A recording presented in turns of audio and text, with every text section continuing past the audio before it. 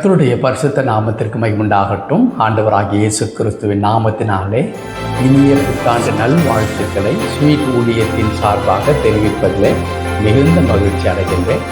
ஆண்டவருடைய அற்புதமான கிருபை, அவருடைய வழி நடத்துதல் மற்றொரு புதிய ஆண்டிற்குள்ளாக நாம் வரும்படிக்கு ஆண்டவர் நம்ம கிருபை செய்திருக்கின்றார். இந்த புதிய ஆண்டை துவங்குவதற்கு முன்பதாக சற்று நாம் திரும்பி பார்த்து நாம் கடந்து வந்த அந்த பாதையை நினைக்கையில் இந்த பாதை முழுவதும் கடவுளுடைய கிருபை எத்தனை அருமையாக அற்புதமாக இருந்திருக்கிறது என்பதை நாம் உணர்ந்து பார்க்கும் பொழுது உண்மையாகவே நம்முடைய இருதயம் பூரிக்கின்றது. கடவுளுக்குள்ளாக நாம் களி கூறுகின்றோம். காரணம் என்ன? God was faithful to us. ஆண்டவர் நம்முடைய வாழ்க்கையில் உண்மை உள்ளவராக இருந்தார். ஒருவேளை நம்மில் ஒரு சிலர் கடந்து வந்த பாதையில் அது கடினமான ஒரு பாதையாய் கூட, கண்ணீரின் பாதையாக, ஒருவேளை இழப்பு அல்லது இன்னும் பலவிதமான இன்னல்களை, துயரங்களை சந்தித்த ஒரு காலமாக கூட அது இருந்திருக்கலாம். ஆனால் அவற்றின் மத்தியிலும் கடவுளுடைய கரம் அற்புதமாக நம்மை தாங்கி, நம்மை பலப்படுத்தி, நமக்கு வேண்டிய எல்லா கிருபைகளையும் தந்து, எப்படி ஒரு சிறு பிள்ளையை பெற்றோர் அரவணைத்து பாதுகாத்து அந்த குழந்தையை தட்டி கொடுக்கும் பொழுது, தேற்றும் பொழுது தேற்றி, அந்த குழந்தையை மகிழ்விக்கும் போது மகிழ்வித்து, அந்த குழந்தை சிறு சிறு தவறுகளை செய்யும் பொழுது அந்த குழந்தையை கண்டித்து, அந்த பிள்ளைக்கு வேண்டிய எல்லா விதமான தேவைகளையும் அதனந்த நேரத்தில் வாங்கி கொடுத்து, எப்படி பெற்றோர் அழகாக கொண்டு பிள்ளையை வளர்த்து வருகின்றார்களோ அதே வண்ணமாக ஒரு தாயாக, ஒரு தந்தையாக கடவுள் இந்த 2025 ஆண்டு முழுவதும் நம் கூடவே இருந்திருக்கின்றார். அவருடைய பெரிதான கிருபை இப்பொழுது நமக்கு ஒரு புதிய ஆண்டை கடவுள் கொடுத்திருக்கிறார். ஒருவேளை வழக்கமாக நாம் அனைவரும் அறிந்த வண்ணமாக இந்த புதிய ஆண்டு எப்படி இருக்கும் என்று நமக்கு தெரியவே தெரியாது. நம்மை சுற்றி பலவிதமான தீர்க்க தரிசனங்கள்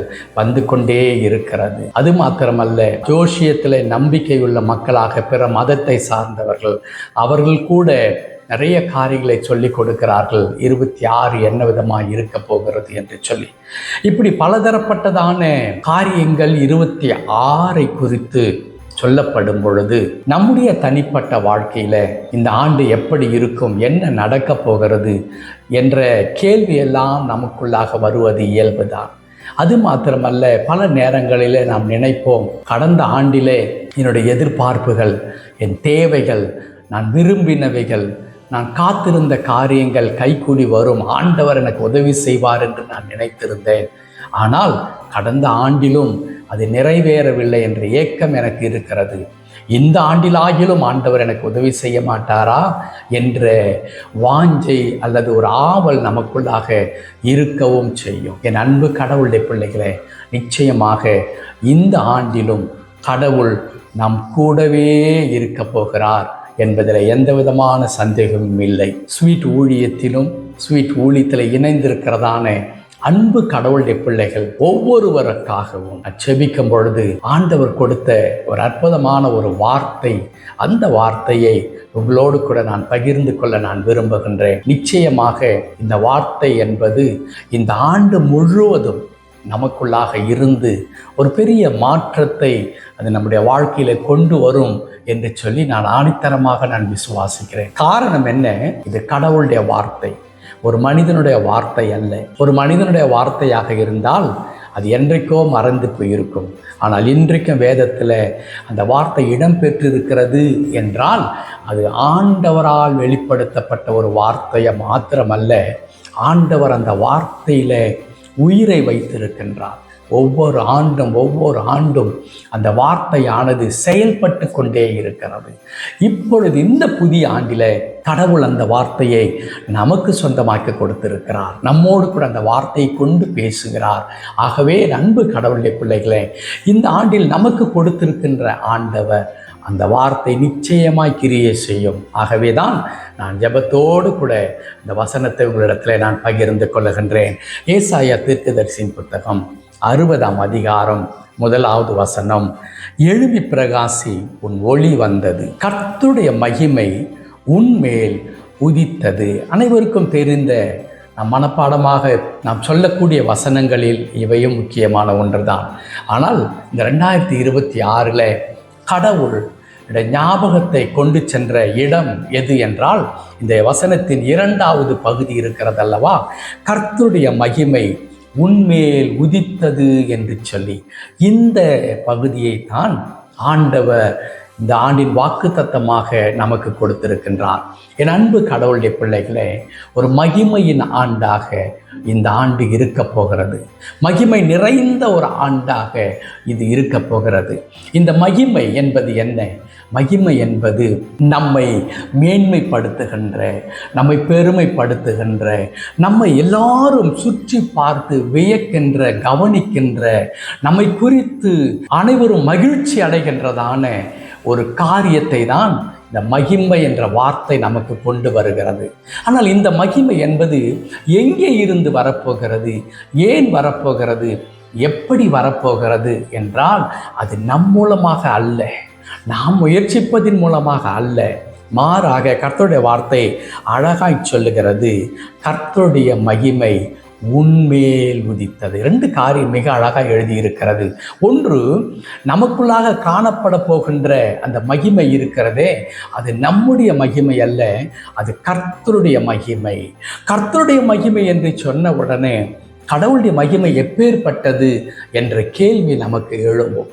என் அன்பு கடவுளுடைய பிள்ளைகளே, கடவுளுடைய மகிமையை குறித்து நாம் சொல்லுவதற்கு வார்த்தைகள் இருப்பது இல்லவே இல்லை. ஏனென்றால் அவ்வளவு மகிமை நிறைந்த கடவுளாய் நம்முடைய ஆண்டவர் இருக்கின்றார். கடவுளுடைய மகிமை என்பதும் எதை குறிக்கின்ற ஒன்றாய் இருக்கிறது. அவர் மிகவும் பயங்கரமாய் பிரகாசிக்கிற ஒளியாய் இருக்கிறார். அதைத்தான் மகிமை என்று நாம் சொல்லுவோமா? இல்லவே இல்லை. இங்கே கடவுளுடைய மகிமை என்பது எதை குறிக்கிறது? அவருடைய வல்லமையை குறிக்கின்ற ஒன்றாக. கடவுளுடைய மகிமை என்பது எதை குறிக்கிறது? அவருடைய ஆளுகையை குறிக்கின்ற ஒன்றாக. கடவுளுடைய மகிமை என்பது எதை குறிக்கின்றது? நான் ஆராதிக்கின்ற கடவுளால் எதையும் செய்து முடிக்க முடியும் என்கிறதான அற்புதத்தை நடப்பிக்கின்ற ஆண்டவராய் அவர் நம் கூட இருக்கிறார் என்பதை குறிக்கின்றது. இந்த மகிமை என்ன செய்கிறதாம்? நம்மீது உதிக்கின்றது. கடவுளுடைய பரிசுத்த நாமத்திற்கு மகிமை உண்டாகட்டும். கர்த்தருடைய மகிமை உன்மேல் உதித்தது என்று எழுதப்படுகிறது. என் அன்பு கர்த்தருடைய பிள்ளைகளே, அப்படியானால் இந்த புதிய ஆண்டில் கர்த்தருடைய மகிமை நம்மீது உதிக்கப் போகின்றது. கடவுளுடைய மகிமை நம்மீது பிரகாசிக்க போகின்றது. கடவுளுடைய மகிமை நம்முடைய வாழ்க்கையில் அதை கடந்து வரப்போகின்றது. அப்படி கடந்து வரும் பொழுது என்ன ஆகும்? நம்முடைய வாழ்க்கை பிரகாசிக்கும் இல்லையா? ஒரு அறை, இருள் நிறைந்த ஒரு அறை இருக்கிறது என்று வைத்துக் கொள்ளுங்கள். ஒரு வீடு இருக்கின்றது. அங்கே ஒரு விளக்கை கொண்டு செல்லும் பொழுது என்ன நடக்கின்றது? அந்த வீடு முழுவதும், அந்த இருள் அடைந்திருக்கின்ற அந்த இடம் முழுவதும் அப்படியே பிரகாசிக்க ஆரம்பிக்கிறது அல்லவா? அதே வண்ணமாய் இங்கே அழகாக எழுதப்பட்டிருக்கிறது, கர்த்தருடைய மகிமை உன்மேல் உதித்தது. கர்த்தருடைய மகிமை உன்மேல் உதித்தது என்று எழுதியிருக்கிறது. உதிக்கின்றது. காலைதோறும் சூரியன் உதிக்கும் பொழுது எப்படி நம்மை சுற்றி காணப்படுகிறதான இயற்கைகள் அப்படியே புத்துயிர் பெறுகின்றதோ, அதே வண்ணமாக இருள் நிறைந்த ஒரு அறை அல்லது வீடு விளக்கை கொளுத்தின உடனே, வெளிச்சத்தை கொண்டு போன உடனே அந்த இடம் எப்படி பிரகாசிக்கிறதோ, அதே வண்ணமாய் 26வது ஆண்டிலே கர்த்தர் நம்மீது உதிக்கின்றவராய், ஆண்டவர் நம்மீது பிரகாசிக்கிறவராய் இருக்கின்றார். அப்படி பிரகாசிக்கும் பொழுது என்ன நடக்கும் தெரியுமா? நம்முடைய வாழ்க்கை ஒளியூட்டப்பட போகிறது. நம்முடைய வாழ்க்கை பிரகாசிக்க போகிறது. நம்முடைய வாழ்க்கை அற்புதங்களினாலே நிரப்பப்பட போகிறது. என் அன்பு கடவுளுடைய பிள்ளைகளே, இரவுதோறும் நாம் சந்திரனை நாம் பார்க்கிறோம் அல்லவா? நிலா என்று சொல்லி அழகாக அழைக்கின்றோம். எந்த ஒரு குழந்தைக்கும் அந்த நிலவை பார்த்தால் பிடிக்கும். ஏனென்றால் அது தூரத்தில் இருந்து பார்க்கும் பொழுது அவ்வளவு ஒளியூட்டி அழகாக இருக்கிறதை நாம் பார்க்க முடியும் அல்லவா? என் அன்பு கடவுளுடைய பிள்ளைகளே, குழந்தைகளுக்கு இரவிலே அந்த நிலாவை காண்பித்து தான் உணவுகளை ஊட்டி விடுவார்கள் கிராம பகுதிகளில். ஒரு சென்னையிலே இப்பொழுது அதையெல்லாம் பார்ப்பதற்கு நமக்கு நேரம் இல்லை. காரணம், வானுயர்ந்த கட்டிடங்கள் வந்துவிட்டது, அலங்காரமான மின் விளக்குகள் வந்துவிட்டது. ஆகவே அது இயற்கையாக கிடைக்கின்றதான அந்த நிலவொளியில் வருகின்ற வெளிச்சத்தை நாம் பார்ப்பதில்லை. மாறாக கிராமங்களிலே அது இன்றைக்கு கூட இருக்கும், குளிர்ச்சியாக பார்ப்பதற்கு மன ரம்பியமாக இருக்கும். ஆனால் ஒரு உண்மை என்ன தெரியுமா? அந்த நிலாவிற்கு உண்மையாகவே வெளிச்சம் சொந்தமாக கிடையவே கிடையாது. தன்னால் அது பிரகாசிக்க முடியாது. நாம் அனைவரும் அதை படித்திருக்கின்றோம். என்ன செய்யும்? சூரியனிடத்திலே இருந்து அந்த வெளிச்சத்தை தான் கிரகித்து கொள்ளும் இல்லையா? சூரியனிடத்திலே இருந்து சூரியன் பிரகாசிக்க அந்த பிரகாசத்தை தனக்குள்ளாக இழுத்து கொண்டு அது என்ன செய்யும்? இருளிலே அது ஒளிர ஆரம்பிக்கும். அப்படி ஒளிரும் பொழுது அன்பு கடவுளுடைய பிள்ளைகளே, அந்த நிலவு வெளிச்சம் கண்களுக்கு அவ்வளவு இனிமையானதாக இருக்கும். அந்த நிலவு வெளிச்சத்தை பார்க்கும் பொழுது அத்தனை மகிழ்ச்சியாக இருக்கும். பல நேரங்களிலே தண்ணீர் பாங்கான இடத்துல நாம் போகும் பொழுது அது ஒரு பெரிய ஆறாக, கடலாக, ஒரு ஏரி நிரம்ப தண்ணீர் இருந்ததானால் அந்த இரவிலே அந்த நிலா வெளிச்சம் அந்த தண்ணீரில் படும் பொழுது அவ்வளவு அழகாக தெரியும். இந்த மேன்மை, இந்த அழகு எங்கே இருந்து வந்தது? எப்படி வந்தது? நிலாவுக்குள்ளாக சொந்தமாக இருந்ததா? இல்லவே இல்லை. அது சூரியனிடத்திலிருந்து கிடைக்க பெற்று அது பிரகாசிக்கின்றது. அதனுடைய வாழ்க்கை மாறுகிறதை பார்க்கிறோம். இதே வண்ணமாகத்தான் 26வது ஆண்டு ஒருவேளை நீங்களும் நானும் மிக சாதாரணமான மக்கள் தான். களிமண்ணால் உருவாக்கப்பட்டவர்கள், எதற்குமே பிரயோஜனமற்றவர்கள், பிழைப்பதற்கு தகுதியற்றவன், ஞானம் இல்லாதவன், புத்தி இல்லாதவன், திறமை இல்லாதவன், கல்வி அறிவு இல்லாதவன். எல்லாமே உண்மைதான். அதில் ஒன்றையும் நாம் மறுப்பதற்கு இல்லவே இல்லை, இல்லையா? கஷ்டப்பட்டு கொண்டிருக்கின்றோம். பிரச்சனைகளும் பாடுகளும் போராட்டங்களும் நிந்தைகளும் அவமானங்களும் ஒன்றன் பின் ஒன்றாக வந்து கொண்டு தான் இருக்கிறது. இதையெல்லாம் மறுப்பதற்கு இல்லவே இல்லை. ஆனால் இந்த சாதாரண நம்முடைய வாழ்க்கையில ஆண்டவருடைய மகிமை பிரகாசிக்க போகிறது. ஆண்டவர் மகிமையாய் நம்மீது பிரகாசிக்க போகின்றார். அப்படி பிரகாசிக்கும் பொழுது என் அன்பு கடவுளுடைய பிள்ளைகளே, நம்முடைய வாழ்க்கை எப்படி அந்த நிலாவுக்குள்ளாக இருந்து வெளிச்சம் புறப்படும் பொழுது அத்தனை மேன்மை நிறைந்ததாக இருந்ததோ அப்படி நம்முடைய வாழ்க்கை ஆசீர்வதிக்கப்பட போகிறது. நாம் கர்த்தருடைய மகிமை உன்மேல் பிரகாசித்தது என்று சொன்ன உடனே ஒன்று முடிந்து விடுகிறது. அது என்ன தெரியுமா?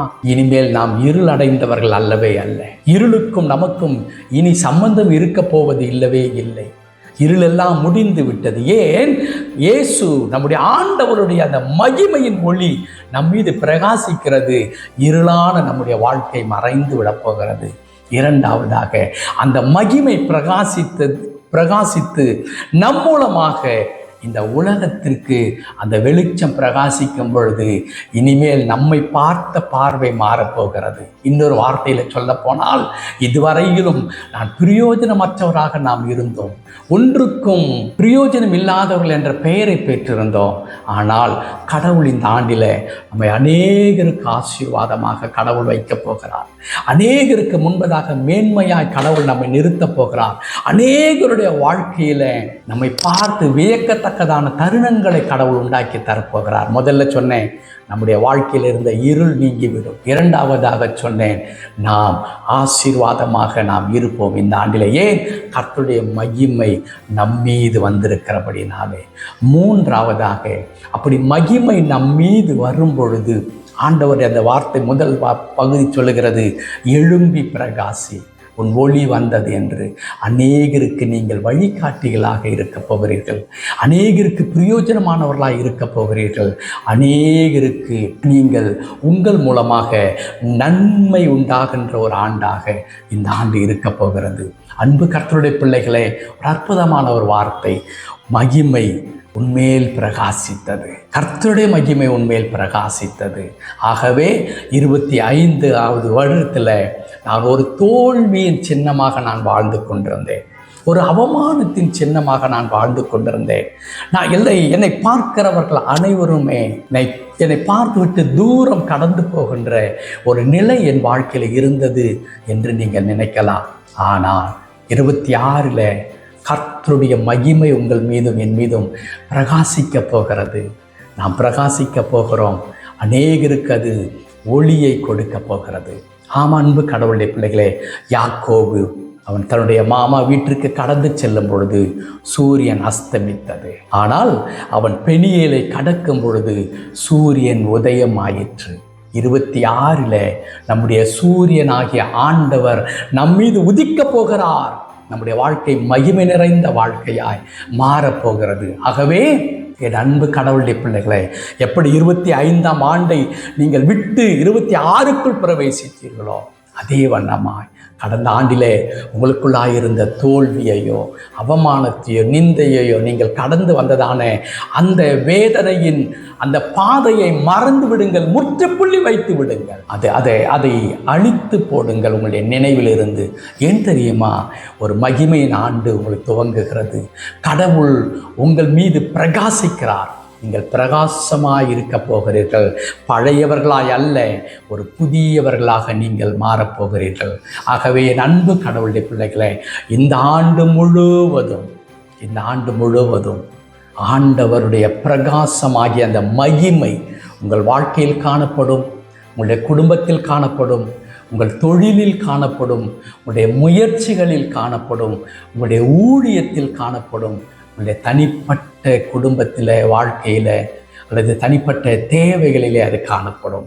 எங்கே கடவுளுடைய மகிமை இறங்கி வருகிறதோ அங்கே அற்புதங்கள் நடக்கும். இந்த ஆண்டு முழுவதும், இந்த ஆண்டின் ஒவ்வொரு நாளும், இந்த ஆண்டிலே இருக்க போகிற 12 மாதமும் கடவுள் மகிமையாய் உங்களை வழி நடத்தப் போகிறார். மகிமையின் தேவன் நம்மோடு கூட இருக்க போகிறார். கடவுள் தாமே அந்த மகிமையை நம்மில் பிரகாசித்து தொடர்ந்து நம்ம ஒரு வெற்றியுள்ள வாழ்க்கையாக இந்த 26 வழி நடத்துவாராக. தலைகளை தாழ்த்தி ஜெபிக்கலாமா? கிருபை நிறைந்த நல்ல ஆண்டவரே, உமக்கு நன்றி செலுத்துகிறோம். எங்களுக்கு கொடுத்த இந்த அற்புதமான புதிய ஆண்டிற்காக உமக்கு ஸ்தோத்திரம் ஐயா. கடந்த ஆண்டு முழுவதும் எங்களோடு கூட இருந்தீர். உடைய வார்த்தையில் உண்மையாக இருந்தீர், உடைய செயல்களில் உண்மையுள்ளவராக இருந்தீர். நீ சொன்னதை எங்கள் வாழ்க்கையில் நீ செய்தீர், அதற்காக தோற்றுறோம். இப்பொழுது எங்களை கொண்டு வந்திருக்கிற இந்த புதிய ஆண்டிற்காக நாங்கள் உமக்கு நன்றி செலுத்துகிறோம். இந்த ஆண்டில் ஸ்வீட் ஊழியத்தில் இணைந்திருக்கிற அன்பு கடவுளுடைய பிள்ளைகளாகிய எங்கள் ஒவ்வொருவருக்கும் கர்த்தாவே நீர் கொடுத்த இந்த நல்ல வார்த்தைக்காய் தோற்றுறோம்.